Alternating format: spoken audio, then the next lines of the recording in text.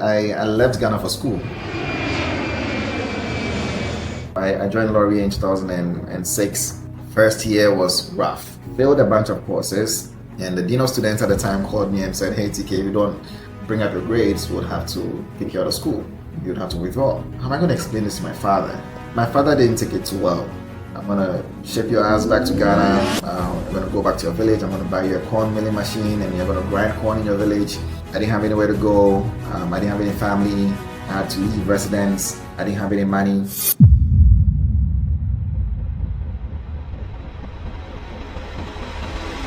I am the future of Africa, and I'll do everything it takes to make a difference. So we are here with TK, a Future of Africa, and it's such an honor to be here. I have Thanks for coming. walked around the premise. Well, I'm very happy that you're on the Gold Circle podcast.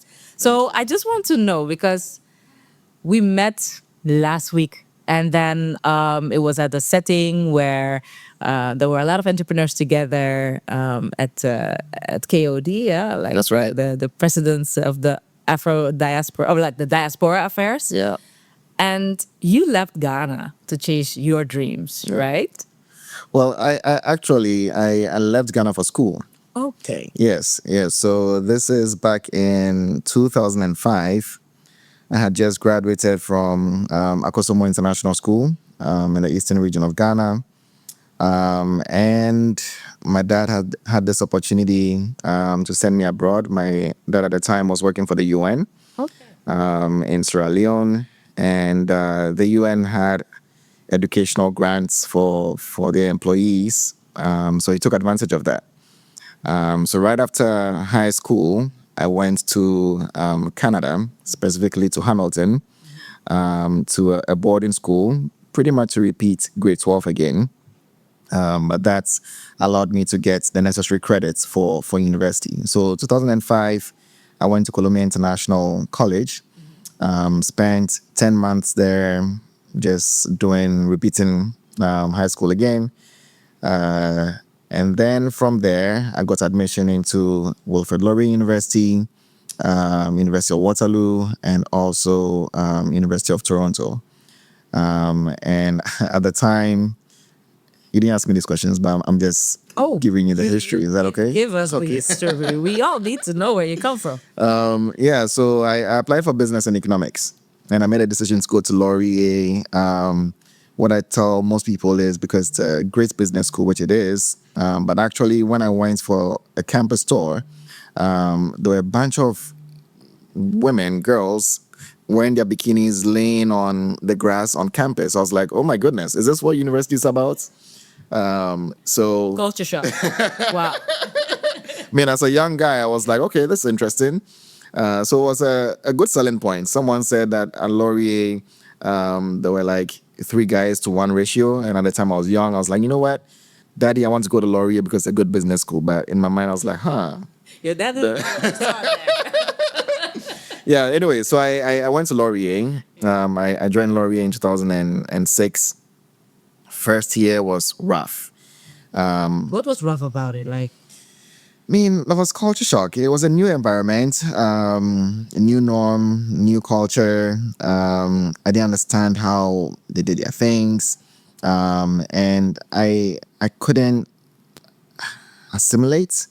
I just struggled with the classes, and some of my classes I was the only black person in class, and I felt intimidated, because growing up here, you get the impression that the whites were better. I mean, at the time, they taught us about invention, and all the people they mentioned or give examples of were white people. And I mean, we make some self-deprecating remarks about blacks and Africans. So I couldn't help but feel inferior, right? And it also didn't help that many of my peers at the time were asking, how did you get to Canada? You speak like a lot of good English. Like, where did you learn English from? And did you guys live in trees back home? Did you guys eat dirt back home? And oh my God. I was dealing with my own self-confidence, self-esteem issues. So I ended up telling people I wasn't from Ghana, I wasn't from Africa. I wanted to fit into the stereotypical black image in America, in North America. And I noticed, there was some hierarchy. There were the Africans, there were African Canadians, and then there were blacks, right? So I didn't want to be African. I wanted to be black, right? And that meant immersing myself into the hip hop culture and trying to figure out how to be cool, so change your outfit and speak a certain kind of way, dress a certain kind of way, go to the clubs. Like, I just didn't want to be African because no one said anything positive about it. So I went through my entire first year, lost myself, failed a bunch of courses, finished first year. I was on academic probation with a bunch of Fs. Wow. And the dean of students at the time called me and said, "Hey, TK, if you don't bring up your grades, we'll have to kick you out of school. You'd have to withdraw." And I'm like, man, how am I going to explain this to my father that you sent me to school, paid for me to go as an international student, and then I failed? Like, how do you explain that, right? My father didn't take it too well. He was like, "TK, I'm going to ship your ass back to Ghana. You're going to go back to your village. I'm going to buy you a corn milling machine and you're going to grind corn in your village." I'm like, no, I can't do that, Anyways, first year was rough. It was really rough. And I went through this phase where my dad said he wasn't going to send me money for my upkeep anymore to teach me a lesson, So you had to figure out how to take care of yourself in a foreign country. Yeah, that was hard. That was hard. So once I finished first year, I didn't have anywhere to go. I didn't have any family. I had to leave residence. I didn't have any money. And I was all stung to my dad. I cut him off because I was so much pressure and I didn't know how to deal with it, So I had two options. So if one of my friends said, "Hey, I could connect you to some guys who sell weed and you can sell weed and make some money." I'm like, okay, that's interesting. But if I got caught, I'll probably get deported. Yeah. And then I'll be back to my father who, like, no, I didn't want to do that, right? So I thought I wasn't the best option. And another friend said, "Hey, I know a company that does clinical trials. So before they release any medicine into the system, they do tests on animals. And when that passes, they do some human tests." So he said, "You could sign up for a test and you make a lot of money." I said, "Okay, that's interesting." So I went to this facility in Scarborough. It was called BioVale Pharmaceuticals. And I did an assessment and they said, "Oh, you're a good fit." So they took my blood sample. And anyways, I signed up for this test. So they lock you up in this facility for 4 weeks. And you wake up every morning. They give you this pill to take every day. And they take your blood samples to see what's happening, how the pill is affecting you. And you could be having the actual pill or the placebo, right? Yeah, it's my field. I know medical science. Okay. So I know, of course, about the whole clinical trials. Yes. Wow. So that's why I'm surprised. Like, oh, you signed up for that? We know how dangerous it is. Oh, is it? Yeah, because some people can have some adverse reaction to the medicine. Yeah, I mean, I was. But if you have the placebo, you're lucky. Oh, But I you don't didn't know care. if you have the placebo. I didn't care. I was so desperate. And you get money for, you get Yes, Yeah. 4 months I made $4,000. Yeah. I was desperate. I was young, having issues with my father. I had nowhere to stay. I had no Better than food the to weed eat. option. You're right. So you're pretty much locked up in this facility, and in that facility there were a bunch of ex-convicts and illegal immigrants, and they said they couldn't find jobs, so that's all they could do. Right? You see how the system works, huh? Exactly. That the people that are being tested actually on are the people that have no way, and most usually it's also the immigrants again. The most vulnerable people, right? So then I spent my day with all these guys, and they were telling me crazy stories about how they ended up in jail. And I mean, it's also inspiring for me because I noticed that they are admitting to me their shortcomings, and then they're giving me advice that don't be like us. Like, you have your entire future ahead of you.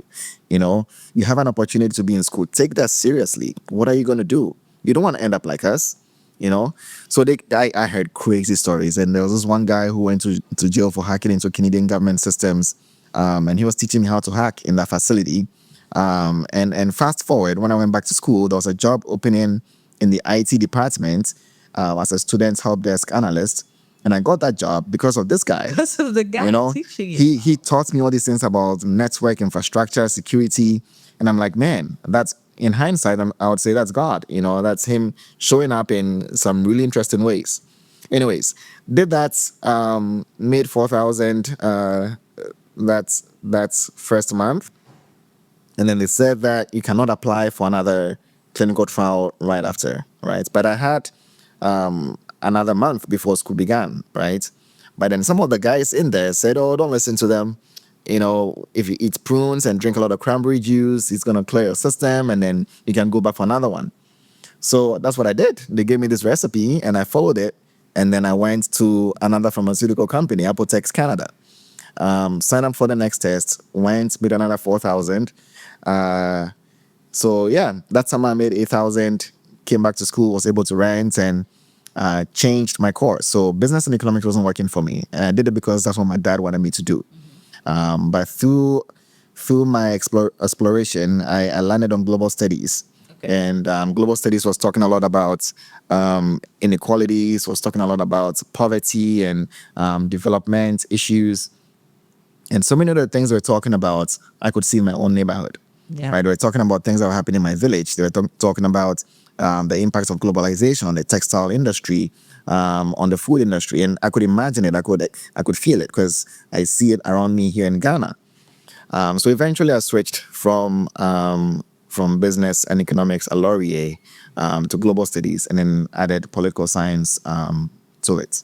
Anyways, Beautiful. I don't want to ramble, but No, it's lovely. That's why I'm quiet, because I'm just listening, and I think the people watching are also just listening, because Yeah. it's beautiful to hear your story. And because a lot of the people who may watch this are, youth or young people who, of course, you can travel abroad and you gain a lot of experience, a lot of new exposure, and you can make more money in a way. Absolutely. But at the same time, the struggle that it takes and to stay on the right path. And so many people don't talk about how many people are being sent back or come back because it's just hard. And it's the same the other way around. A lot of the Afro diaspora come to Ghana, Yeah. think, oh, it's, we're here and we're going to do this, and forget that, oh, you don't have welfare. Like you cannot get a mortgage on a house. You need to Yeah. come with a lot of money. Exactly. And then turn it into business if you want to survive. So Yeah. I think from both worlds, No, that's there is a true. lot of misunderstanding. And you always have to be resourceful. And you Yeah. actually were very resourceful Yeah. in a way that got you through school. But okay, you came back in 2014 Yeah. to Ghana. Yeah. What happened with all the knowledge that you gained and experienced? Why did Future of Africa Yeah. start? So actually, that's a great question because it builds off the story I was telling earlier on. So then I switched to global studies and political science, and in my second year of university, I had joined the International Student Association because I was looking for community. All right. I needed to find people who were going through similar things, and international students were all experiencing similar things. So I found that community, and when I joined, they were hosting an event called the Global Citizenship Conference. Yeah, heard of So this is back in 2008. So it's different from the one that's recent. So this was in the university, right? So the keynotes at that event was Romeo Dallaire, and he was the UN force commander in Rwanda during the genocide. So he came to my school to talk about how he went against the UN's orders to pull out of Rwanda during the genocide, and a lot of lives were lost. And basically, he said he just wanted to be there to help save humanity, right? So here's a Canadian who's talking about his love for the continent and how he wanted to sacrifice his own well-being and risk his life because he wanted to save people who were being murdered during the Rwandan genocide. And I'm sitting in a crowd of about 2,000 people. I'm feeling so inspired by this guy, right? So then at the end of his keynotes was question and answer period. And I started feeling this like nerve and like I wanted to ask him a question, but I was nervous because I've never, yes, I've never spoken in class before because I was always intimidated by all these white people. But here I am in an auditorium of about 2,000 people, and I want to ask a question. But how do I ask this question? So I just got up. I got up from the bleachers and I walked down, and then it was a long line. And I'm like, oh my goodness, like now I'm here. I don't even know how I'm going to ask this question, but I want to ask. So then this guy pointed and said, you know what? The last person to ask a question today is you. Yep. So then I turned back. He was like, yeah, you, the guy turning around. I'm like, oh my goodness. So like now I actually have to ask this question, So then I got to my turn and I asked him, what do you think the future of Africa is? And why did you do what you did in Rwanda? And then he said to me that the future of Africa lies in the hands of children and youth who take leadership responsibilities for the issues they see around them. Powerful. So he said this thing, and I don't know what came over me, but I started feeling all kinds of emotion. And then I just responded to him. I said, I am the future of Africa, and I'll do everything it takes to make a difference. So then I say this thing, and then the room goes quiet. Right. And then a few seconds later, everyone erupts into a standing ovation. Wow. And then I'm stunned. I don't know what's happening. I felt like the ground could open and swallow me because I was shocked. I didn't know what I said because I didn't process it. I just said something to him, right? So then at the end of the conference, all these women are coming to me. Oh, you're such an inspiration, and I wish my kids are like you. And I'm like, what? Really? You don't even know me. But I guess I said something profound, right? So then at the end of the events, the guy called me and said, hey, you said something really powerful today, and I'm interested to see what you do with it. And I was still stunned that this guy, this hero, Canadian hero, is saying I said something powerful. What did I say? I don't even remember what I said, It was really from emotion you spoke. Yes. That's how deep it was. Yes. Wow. So I said this thing, and then the newspaper picked it up and it wrote about this international student who said he's the future of Africa at this event. And I'll be walking on campus and people will be pointing at me like, oh, there's a guy. Suddenly you're a celebrity. So then now it's a challenge. What am I going to do? So that summer, I ended up working at a cookie factory making chocolate wafers. And then they had all these tissue paper that was supposed to use to wipe our machines. But then I thought, you know what? I'm going to write all my ideas for this Future of Africa thing, right? So I'm going to start a campus club. And at the campus club, I'm going to invite different international students to talk about their culture and share their own stories from their homes. So I was writing all these things down. And I'll get lost in my dreams and writing. On a basically on tissue paper. Tissue paper. I still have that in my house right now. I'll write all these thoughts. You don't even need paper, people. You don't need a laptop. You don't need a computer. You don't need a phone. No. Tissue paper. Yeah, tissue paper. Wow. So I write all these thoughts down. And then while I'm writing, I'm not paying attention to my machine. And it's like I was making chocolate wafers. So the wafer sheets had to come down from the oven and then goes on conveyor belts. And then you have to pour cream in it. And then the wafer sheets get layered.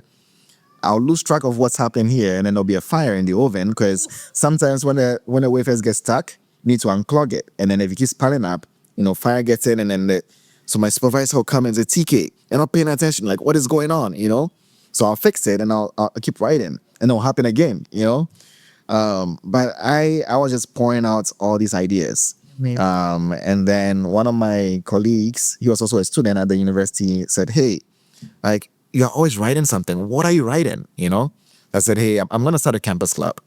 I'm going to start a campus club called Future of Africa.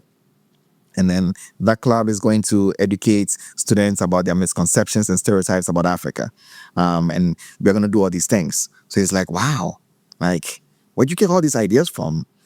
I'm like, I don't know. I just have them, So he said, I'll be your secretary. Whatever you need, what can I do to help? A team was formed. Wow. So this guy, John Strembis, the school year started and then we presented to Laurier, the student union, this idea of a campus club called Future of Africa. And then they asked and I gave them a proposal and I did a presentation and they said, done, you're a campus club. So that's how it started. So And it's still existing to this. well, not a campus club anymore. Now it's Now an it's NGO, now it's right? NGO, yeah. So started a campus club in 2008. We'd invite students to talk about their experiences and invite speakers. We'll show TED Talks of different African people who've done really cool things. Funny enough, one of the TED Talks we showed when we started was of Patrick Iwa, and he's the founder of Ashesi University. And then a couple years down the line, I ended up working for Ashesi. But anyways, that's how it started. That's how it started. You know? So it started as a campus club Yes. initiative in Canada. Yeah. In L'Oreal University, and now you came back to Ghana. Yeah.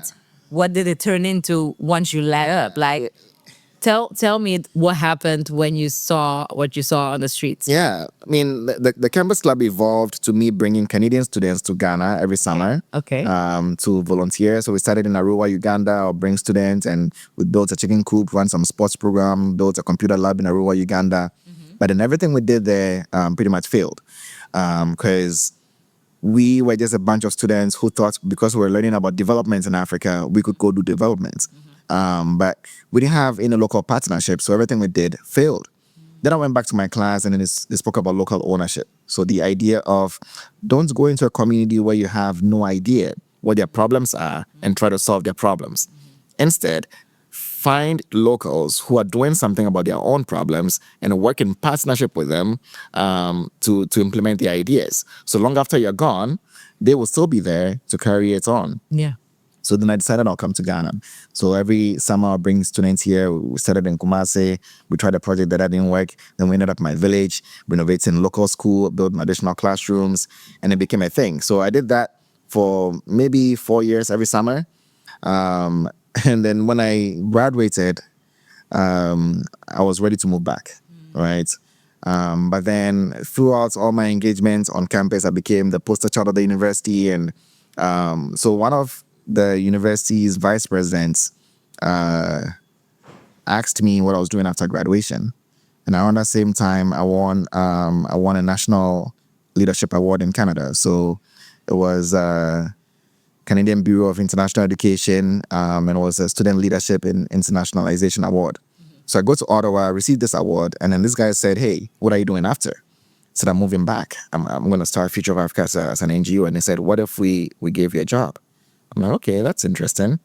So then there was this job opening to be an international recruiter. They said, "Hey, TK, we need to find more students like you. So can you help us to find students like you in Africa?" So I got it was a contract job. So I came to Ghana, Nigeria, and Kenya to recruit international students. And on my first trip, they started noticing the applications were increasing. Then they gave me the continent and said, "Hey, like, get us more students." So then I'll come to events hosted by the Canadian High Commission and embassies in different countries. And you did it by yourself, or you had a team around you? Well, I was representing my university, but then there were other recruiters from other Canadian universities. So we'll come as a group, but then every individual represented their own university. So then I'll come to Ghana, visit various high schools, do presentations, meet with guidance counselors and principals, and then do that in Nigeria, in Kenya, in Tanzania, in Uganda, in Zambia. So every went year all over. I was traveling a lot. Wow. And then eventually I got a full-time permanent job. And then they gave me the UK, the Middle East, and Africa. So I was all across traveling, Lebanon, Egypt, Turkey, and Jamaica, and Barbados. I was just all over. It was a fantastic job, but I felt like there was something missing because my heart was set on coming It's a back. dream job of a lot of people to travel like that. Absolutely. It was a fantastic job. I was 23 years old and I was living my life. I was living my best life. But yeah, there was still something missing. I knew I wanted to come back because I saw a lot of my peers were leaving the country and people didn't want to come back because there are opportunities out there, right? But I kept thinking if we are all leaving and no one is willing to bring that knowledge and skills back, what's going to happen? And then we sit out there and we complain that, oh, things are not working. There's so much corruption and all these problems. Well, who's going to solve the problems if you're not part of solving it? Yeah. And I kept thinking to myself, you don't have the right to complain about something when you're not making active efforts to do something to solve it. Yep. right? So then I felt the need to come back. So I resigned from that job, and I got another job at a university working as a global engagement coordinator.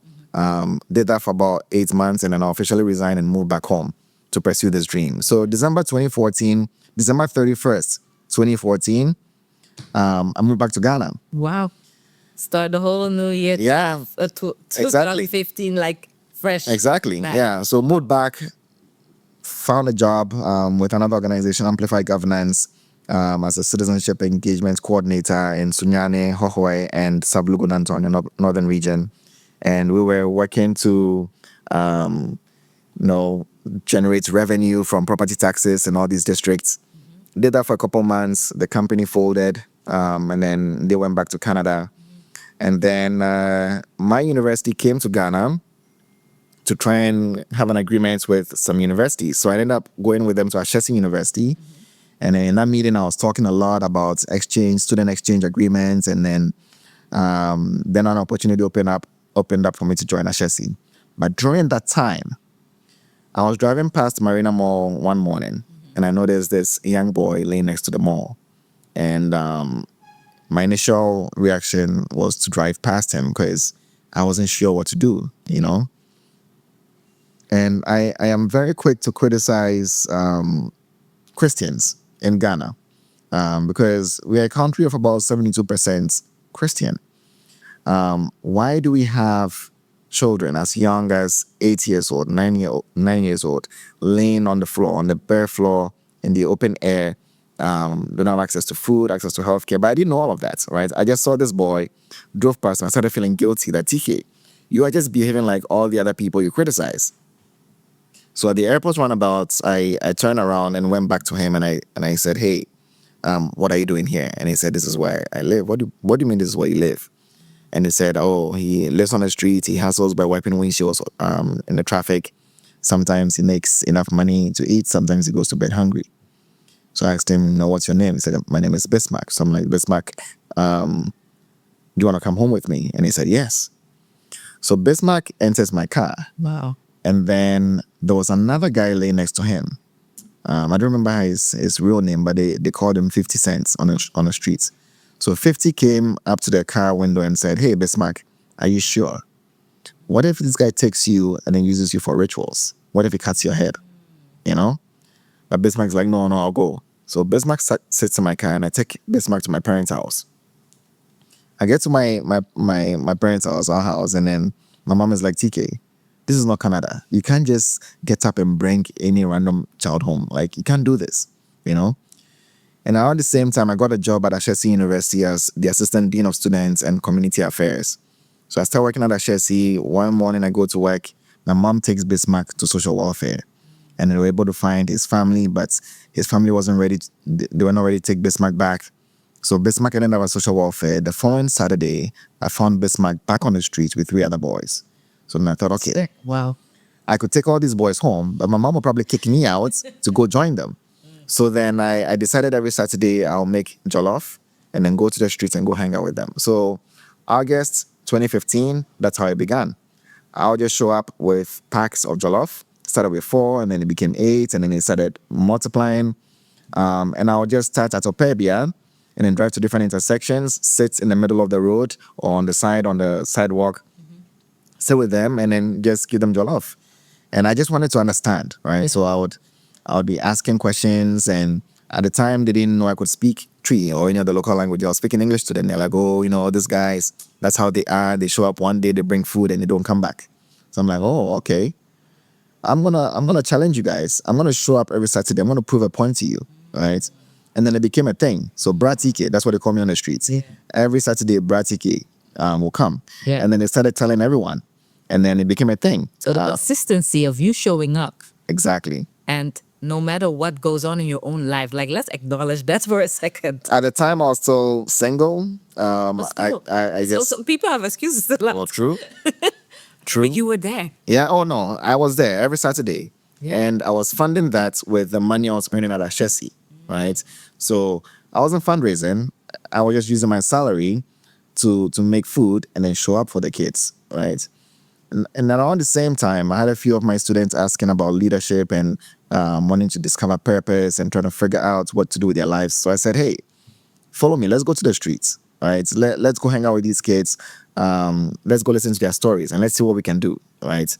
So then every Saturday, I'll have students from Ashesi, 5 students. At the point, we had 15 students, and I'll be seeing about 60 kids at Stanbic Heights. So at Opebia, it used to be Coco Lounge. We'll sit in front there on the sidewalk, and there'll be a bunch of kids off the street and students. We'll put them in small groups, we'll give them food, we'll play games, and then we leave. So I'll do this every Saturday. And then one day I thought, you know what, I want to really understand what goes on after we leave, right? So then I decided to sleep on the streets with the kids. Wow. One night. You did that. Yeah. Wow. Yeah. So How was that? Like, what was the experience? Like, it was wild. It was wild. And interestingly, some of the kids you see here today were there that night when I slept on the streets. what was wild about it? Can you describe it? Like, So I show up around 10 p.m. on a Friday. And I sat somewhere and I was just observing the kids, like going about their hustle and bustles. And then someone spots me. It's like, and yeah, Bratike, no. So they rush over, Bratike. Yeah, Bratike, where you doing? I'm like, oh, I'm coming to spend the night. Oh, Bratike, they don't mean yes. I'm like, what do you mean? So they're like, oh, Bratike, sometimes the older kids, they'll come around when you're sleeping and they'll cut your shorts to see if there's money in it, and they'll steal from you. And sometimes if they ask you for money, you don't have money, they'll beat you up. So Bratike, no, you can't sleep here. try to protect you. I'm like, oh, I didn't even come with my car. I took a trotro. So I'm really here to stay. I only came with 5 cities and I don't have money to go back. So what are we going to do? They're like, oh, Bratike, I'll give you money. Bratike, can't stay here. Bratike, go to that hotel. At the time it was Holiday Inn. Go to Holiday Inn. You can book a night. I'm like, no. I actually just came here to spend the night.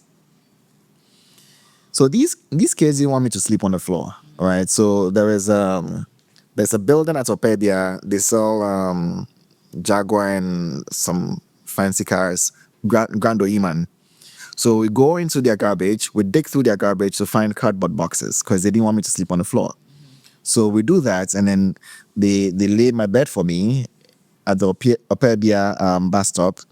And they're like, Bratike, you sleep on the cardboard. You can't sleep on the floor. I'm like, okay, fine. They took my my home keys and my slippers and they went to hide it because they didn't want anyone to come and steal that, And then they went into a slum. At the time, there was a slum at Opebia called Legion Village. So they went in there to get mosquito nets and camera cloth for me. And man, the thing was smelly and I couldn't even use it. But then it occurred to me that these kids were taking care of me, Yeah. right? They didn't want me to be beaten up. They didn't want anyone stealing my things, so they went to hide my things. They didn't want the mosquitoes to bite me, so they went to get cover cloth and a mosquito net to protect me. Wow. Right? I'm like, wait a minute. Everyone thinks these kids are the future armed robbers, the future sex workers, and everyone talks all these negative things about these kids, but they care. Yeah. They care because I've built a relationship with them. I've been consistent in showing up. So they noticed that I cared about them, so they cared about me. I'm like, okay. But that night, I couldn't sleep. The mosquitoes were biting us, and the kids couldn't sleep. Like, they were all like scratching their bodies, and I'm like, wow. And then you're laying right next to the road, and cars are driving by so fast, right?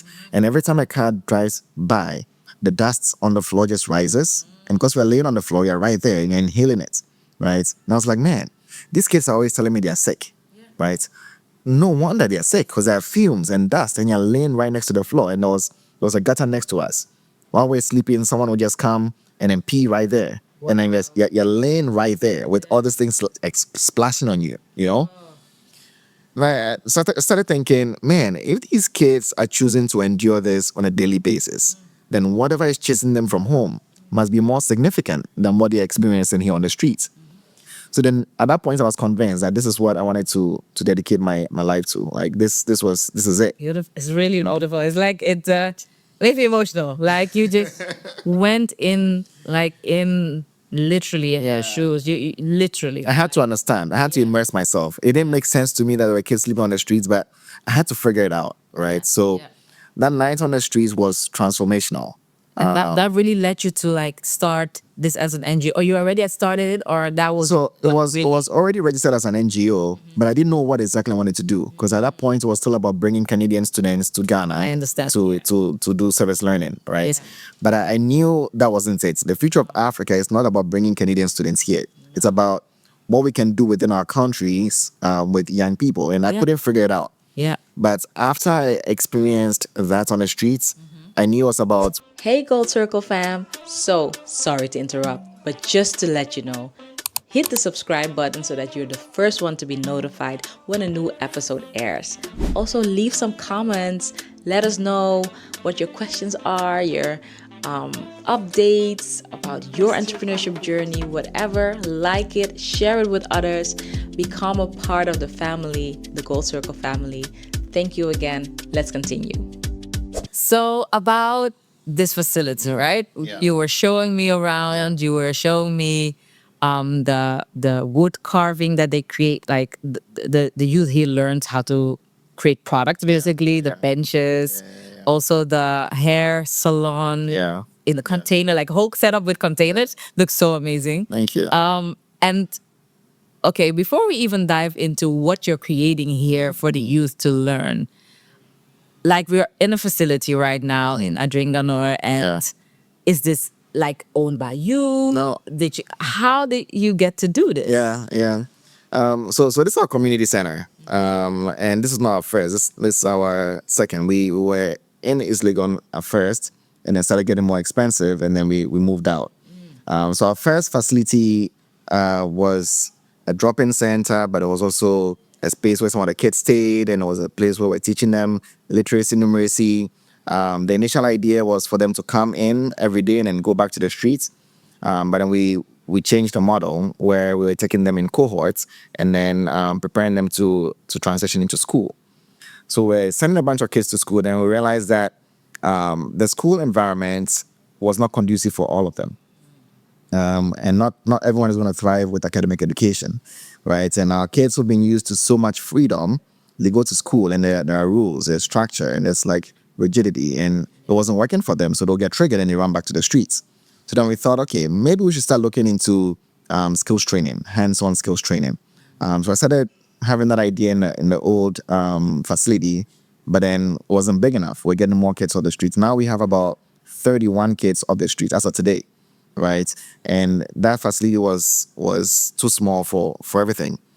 So we found this place maybe about 3 years ago. So we are renting this place, and then we are renting another building about 5 kilometers away for our girls' residence, and we're renting 3 buildings about 10 kilometers away for our boys' residence. So we're renting all these properties, and we are growing. We've And got they stay there. So they have Yeah. boys and girls residences. yeah, that so they can- some of our youth stay there, and then they come here during the day for our programs. We still have about half of them in academic education.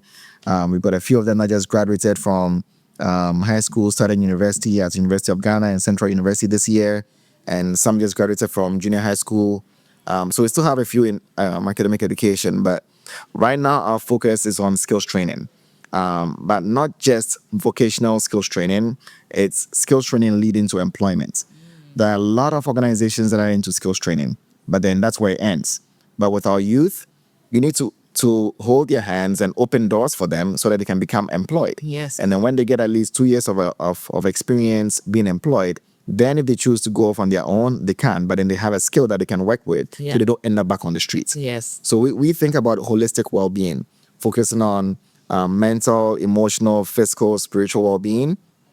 We get them off the streets, we are reuniting them with their families, figuring out what went wrong at home. How do we repair those relationships? And once we do that, we are investing in their well-being. A lot of kids are walking in here with various health issues. So we do a thorough health screening, mental health, and just taking care of them so that they can be stable enough before they can engage in skills training. Yeah. And then when we started skills training, sorry. No, You had a no, question? I'm like, yeah, I'm thinking and that is something that a lot of NGOs I think miss. Yeah. and that makes you different. I just want you to like tell your USP because everyone is watching. Yeah, and you are from wherever you're from. You have the means to donate. Donate. Oh, thank Future of Africa. Thank you. We need it. Yes, it's you should, because you're really giving them the whole what's actually expected and what their parents also of course cannot give them due to whatever circumstances they're in. You're taking care of Yeah. everything, which Yeah. is even for a lot of children or youth that grow up with means and well-being, or like have a meal every day and can go to school, that mental support, the Yeah. emotional support, that is so crucial. Yeah. So I'm again, it's amazing that you guys do it. So that is really different. Yeah. But I would also like to know, like, what was a painful truth that you had to face as an NGO, or like starting an NGO in Ghana, in Africa in general? Like, what is a painful truth that you had to face that you were like, I wish this was different. Yeah. It is how it Yeah. is. I think a big part of it is funding. Oh, Is funding, because it's just harder to raise funds here.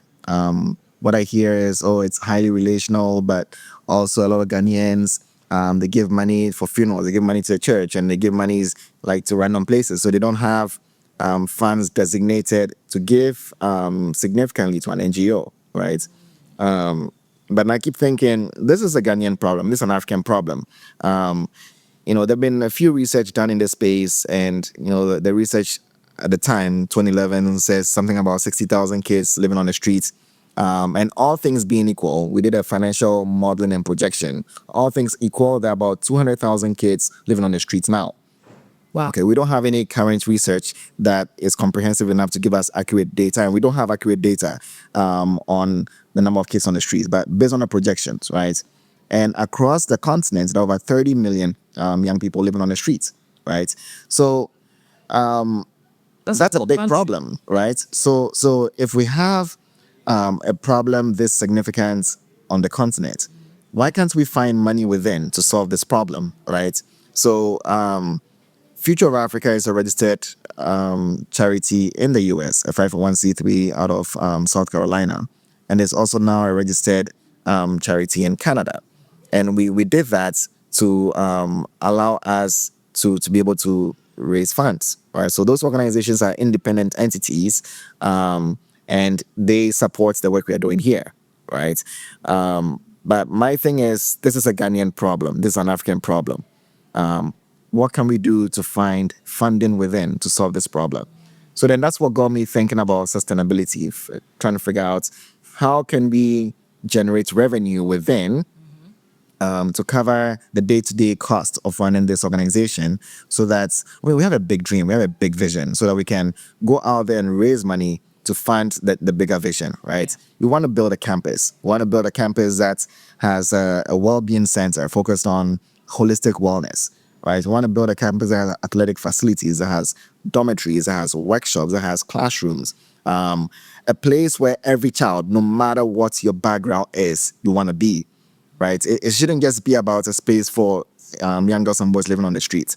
It should be a dream for young people, period, right? We have a lot of potential in our young people, right? But where are the spaces that nurture these talents, these abilities? So I want to have a campus that does that. It should be a dream campus for every young person. So that's a bigger vision.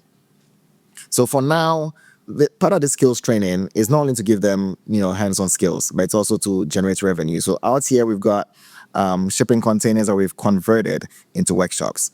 So we started with a wood and metal fabrication workshop, making picnic benches and tables. And now we're able to sell some of those, right? And then based on the success of that, we thought we should introduce a hairdressing, a natural hair salon. And we have one young girl we took off the streets, Rebecca. She's been off the streets for about 5 years now. And she went through hairdressing training, worked for Twist and Locks in East Legon. And now she's a star. All right, she's got clients in the US and in UK, and she's highly sought after. So we thought, why don't we create a space for her so she can also teach other young girls the skill that she's learned, and also helps us get more young girls off the streets.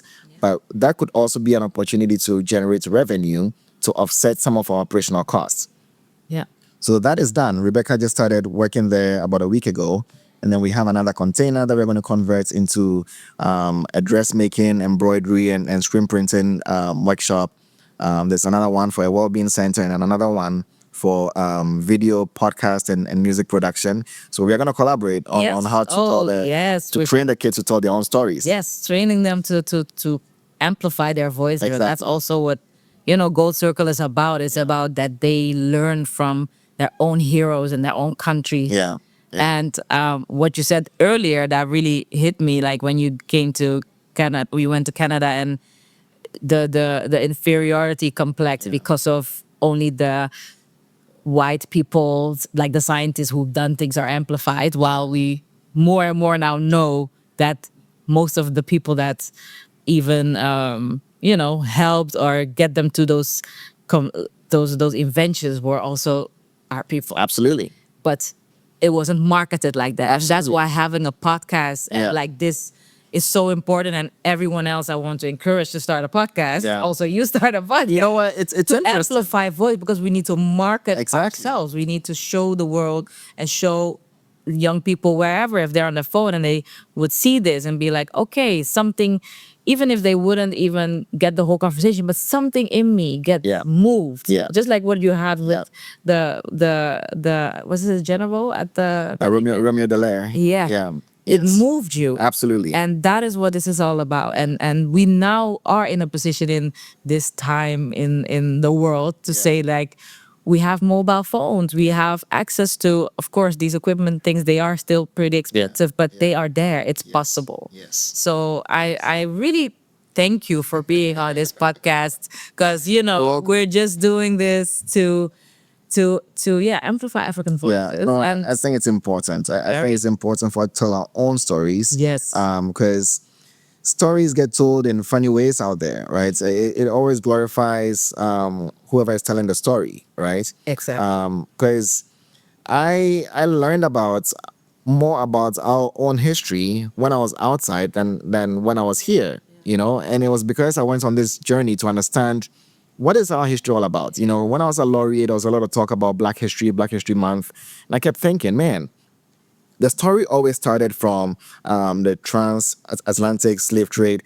And I'm like, no, like my ancestors existed before they were enslaved. Yeah. So why are we telling Black history and starting from slavery and colonization, right? Then I had to go do my own reading, because when I was here, when I was growing up here, when they talked about colonization, again, they were saying, they were talking about all this invention that the white people brought to us.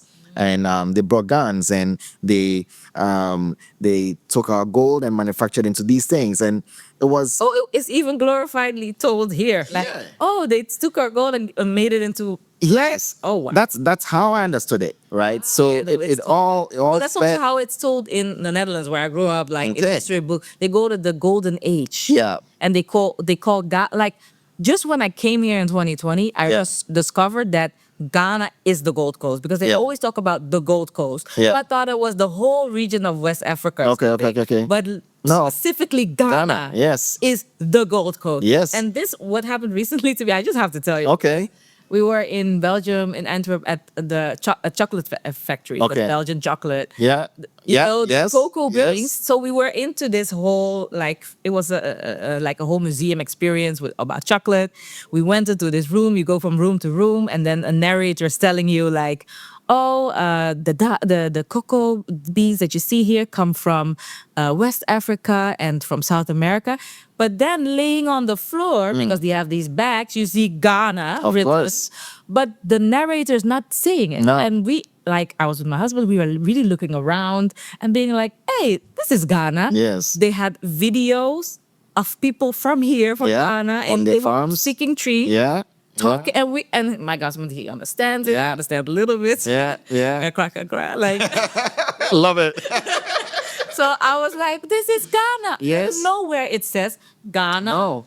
They don't say it. No. We see it because we know the culture. Yes. But for anyone, if I also wasn't married to a Ghanaian, I wouldn't know. Yeah. I would not know. Yeah. So it is so being diminished. Well, say it out loud. Yeah. Only we can do that. Yeah. No, we gotta tell our stories. We can only do that. But what is the golden nugget that you want to leave people with? the last thing you want to say to anyone watching, and especially the youth? Yeah. I don't know, man. It's not about me. I think very often when you experience, I don't know, success, you experience progress, you can get into this mindset where you feel like you've arrived. All right. Life is not about us and everything we can gain and how to use that to our own benefit. And I say this from a place of privilege because I don't know. I lived in Canada for 10 years, and my wife is from Canada, and I have access, and we built Future of Africa. So people would say, because you've made it, you can say this, right? But I think we're entrusted with resources so that we can use that to improve the lives and conditions of other people, right? A lot of people talk about they want to find their purpose, right? And I think purpose is divine. I think purpose is how we partner with God to restore the world to how He designed it to be, right? So I think God is on a mission. So I talk about not being a traditional Christian. I tell people I'm a follower of Christ because I think Christianity has been turned into something else in Ghana. I don't buy into it, right? But I think we're all made to restore this world to how it was originally designed, right? And I don't think it is natural for young girls and boys to be laying in the open air on the streets, right? And in 2018, one of our boys got shot at a bungalow, and a bunch of our young girls were being raped on a weekly basis. And that was another turning point. That was what triggered me to leave Ashesi, right? Because I thought to myself, so is this it? And there's gotta be more. It's not okay, and no one sees these kids, right? But I think I think Jesus was on a social justice mission. He demonstrated compassion, service, justice throughout his life on earth, throughout his mission. And that's what we are called to do, right? So how can we use our resources, our privilege, our abilities, whatever gifts, talents we have? How can we use that to make a difference in our own communities? When I was in school, we were always encouraged to go and change the world, right? I don't think we are called to change the world. We are called to change our world, right? And our world is right here at the community center. Our world is our neighborhood, it's our schools, it's our workplaces. Wherever we find ourselves, that's our world. Yep. What are you going to do with the gifts, abilities, resources, money, talents, whatever you have to improve the world you're currently in, right? Because if I'm improving my world, right, today you've seen my world. And who knows, maybe this inspires you, right? So you're going to go to your world and wonder what you can do in your own world to make a difference. So if we are all changing our worlds, right, collectively, we are changing the world, Yeah. right? Beautiful. So I don't think it's about me. It's about acknowledging that you have privilege, you have access, you have resources, you have knowledge, you have skills, you have gifts, you have exposure, network. Yeah. How are you going to leverage that to improve your world? Wow. Powerful. I just made that up. beautiful. That's why we have this conversation. Honestly, this was such a pleasure. Thank you for your time. Thank you for your hospitality. You're welcome. For receiving us, and That's for what you do. I think we need to tell stories. People need inspiration. People need to see other ways of living life. So what you do is important. Highlighting, other people's stories. So yeah, thanks for what you do. thank you. I really appreciate it. Thank you so much. Thank you. You're welcome.